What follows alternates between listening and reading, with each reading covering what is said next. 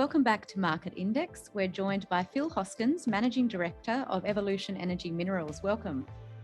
Hi Nisha, how are you going? For listeners not familiar with Evolution Energy Minerals, can you provide a little background on the company for us? Yeah, we've recently IPO'd, raising $22 million towards the end of 2021. But we've IPO'd with an advanced graphite asset. It's a DFS level, development ready graphite project in Tanzania.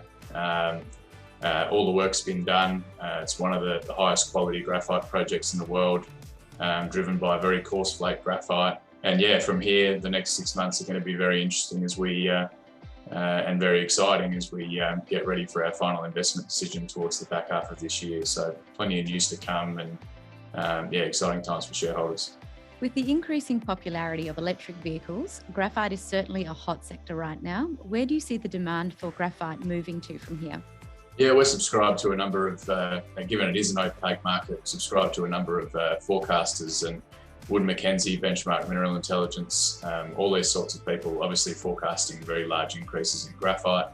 I think 1,400% over the next 25 years. I think Wood Mackenzie believe there needs to be 5 new mines built by 2025. So it's inescapable that there's going to be a lot of graphite required for the decarbonisation of the economy, for the continued electric vehicle revolution. That graphite, I guess the other side of graphite is the supply side of graphite, and China's dominance, not just of the raw material supply, but of downstream processing for battery graphite and expandable graphite, has left the USA, the EU, Japan and Australia listing graphite on its strategic critical minerals list. And certainly as we move forward from here, the world is looking to develop ex-China supply sources and sustainable graphite sources. And that's where us coming in with the pursuit of a net zero carbon mine and a high quality graphite produced in Tanzania, targeting some of those Western customers, is really going to come in and fill the void. The company recently received its first ESG rating. However, you received a B rating. You do have a framework set out that will see the company move to an A rating. So my question is in 2 parts. First of all, what did the company need to prove for its B rating? And then secondly, if you don't mind as well, and what's required for a graphite company to receive an A rating? Yeah, I might not have enough time to answer all of these, but certainly, I guess one thing that sets us apart, there's a lot of companies out there and investors are, I guess, a little bit sick of it, all claiming to have sector leading ESG credentials and to be doing the best in that space. And with the substantial cornerstone investor and ESG fund coming onto our register, the Arch Sustainable Resources Fund, they were adamant that we needed to have a transparent and independent assessment of our ESG performance, and that's something we're committed to on an ongoing basis.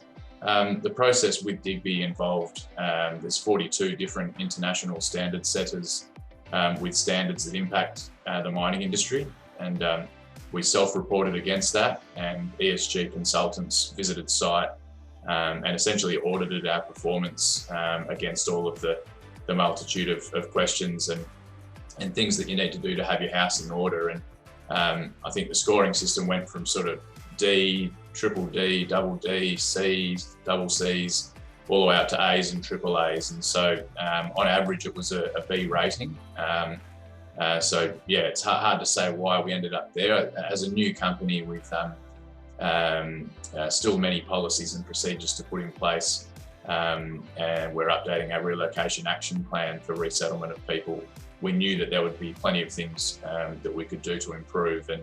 And in terms of how do we get to that A rating, I think in our announcement we spoke about exactly that, putting some of those policies and procedures in place, making some of our ESG information more available to stakeholders, both in country and globally, and a handful of other things as well. So there's we know where they are. There's a lot of quick wins for us, and but as I said earlier, I guess what sets us apart is we've submitted ourselves to that process. We're going to be very transparent with how we handle these things, and we are in pursuit of being best practice in the space. Within the next 6 months, what do you see in the pipeline for Evolution Energy? Yeah, we're targeting a final investment decision in the second half of this year, and there's a lot of things that need to occur for us to reach that milestone. On the graphite market, it's sales and offtake agreements for our concentrate and downstream products. Project financing is obviously the big one, and with Arch as a supportive investor on board, they'll really be there to underwrite and drive that project financing with us. On the project side, there'll be optimisations to our DFS. We believe that's going to bring about a reduction in operating costs and also lowering of our carbon footprint. There's all of those ESG things that we just spoke about.